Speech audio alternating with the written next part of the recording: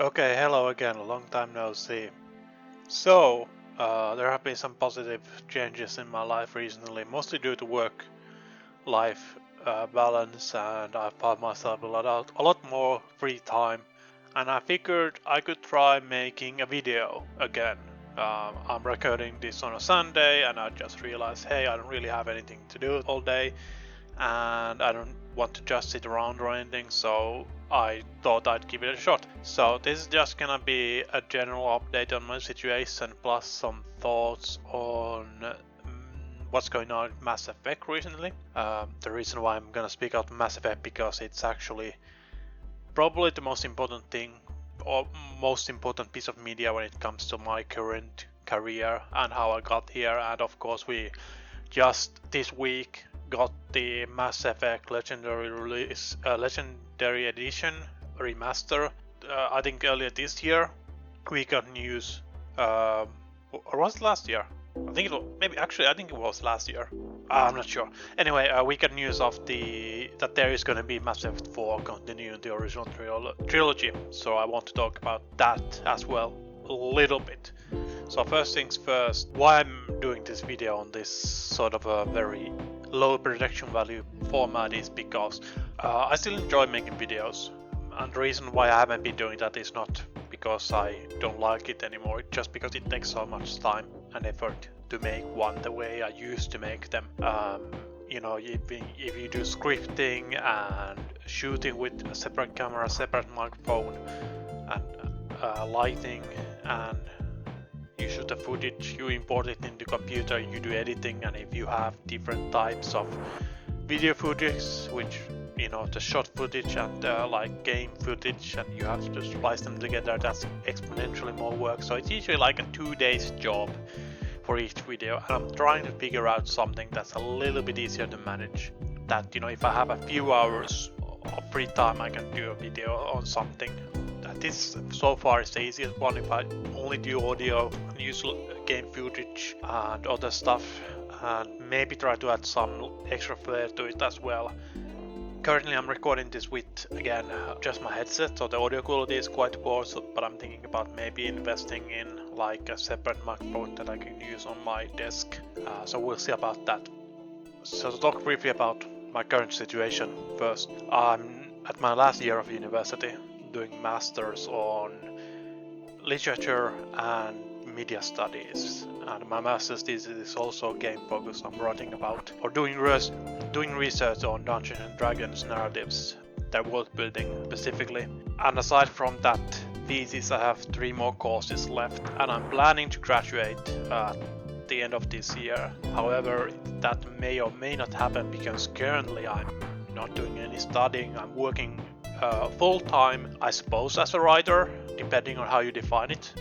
So what happened this spring was I got hired by the Finnish Esports Federation as the communications coordinator, and I'm working that as a half-time job, which has been absolutely phenomenal in that it gives me like a solid base of work that I can count on and rely on, that fills my schedule. Even if for some reason I would lose all my freelance work, I would still have that, and that has helped me tremendously to fill out that last half a week every week.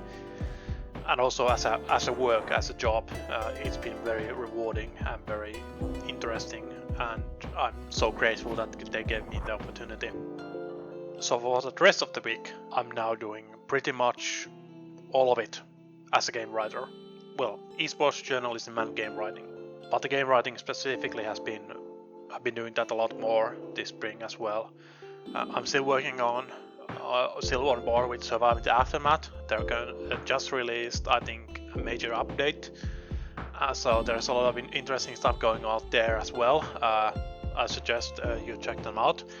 But aside from that, I think I have like 4 or 5 projects that I'm involved in different capacities, and they're all smaller productions, indie projects, indie studios, personal projects and stuff like that.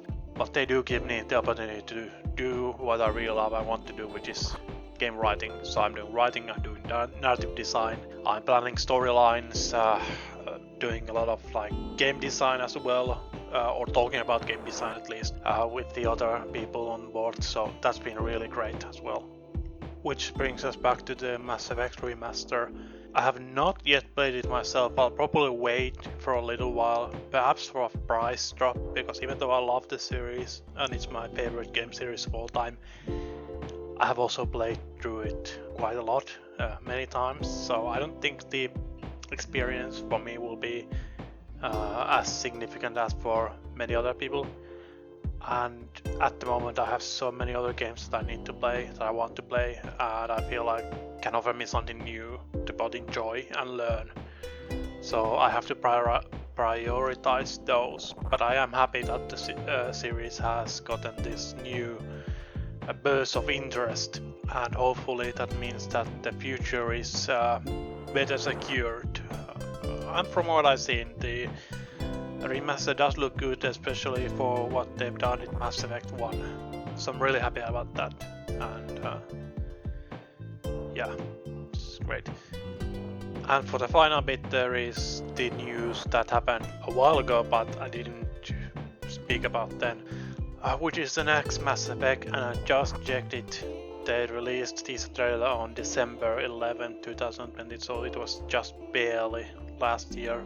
Of course, the big news is that the next Mass Effect game will be a continuation of the original trilogy instead of the Andromeda timeline, which is an interesting choice. I think many people, especially the hardcore fans, are happy about that. I'm certainly happy, but there are also caveats when it comes to storytelling or when it comes to narrative, and this is the thing that I am really interested about.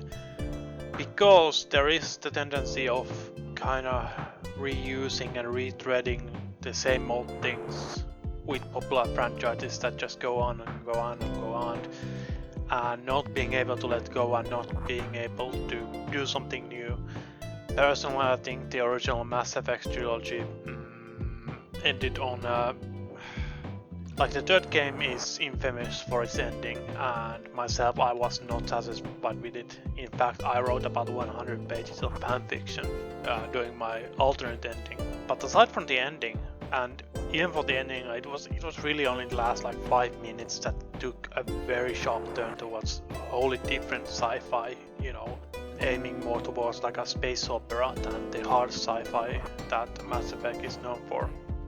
So it was mostly a satisfying arc for Shepard and for the characters that we got to know. And what I'm mostly worried about is a couple of things. First of all, if they're gonna bring in the new characters to the new trilogy, is there anything left that can be done with them, plot-wise, story-wise, or are they just gonna be dangled together, and is their present just an effort to try and capture the same magic, the same feeling that they carried in the first trilogy, which could end up becoming quite sad actually, especially since I don't think we have any knowledge of who's working on this game, and I'm pretty sure the original team has largely moved on, so they won't have the same writers, same directors, so trying to capture that original feel is quite difficult. Then there is the question of, well, if they're gonna try to do something new with these old characters, is that going to ruin or erase the progress and the arc that they had in the original trilogy, which was, in my opinion, it was quite well done. So there is that. Every opportunity is also a risk.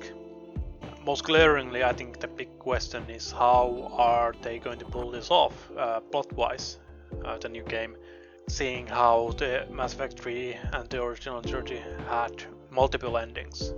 It has been speculated that this is gonna take place like hundreds or thousands of, not thousands, hundreds of years after the original trilogy, so they're gonna be able to take a little bit of distance and maybe kind of diminish the effect of the original endings. But even so, at least like the synthesis ending, it would need to be ever present within the actual visuals of the game, I feel like, and the very basis of the world.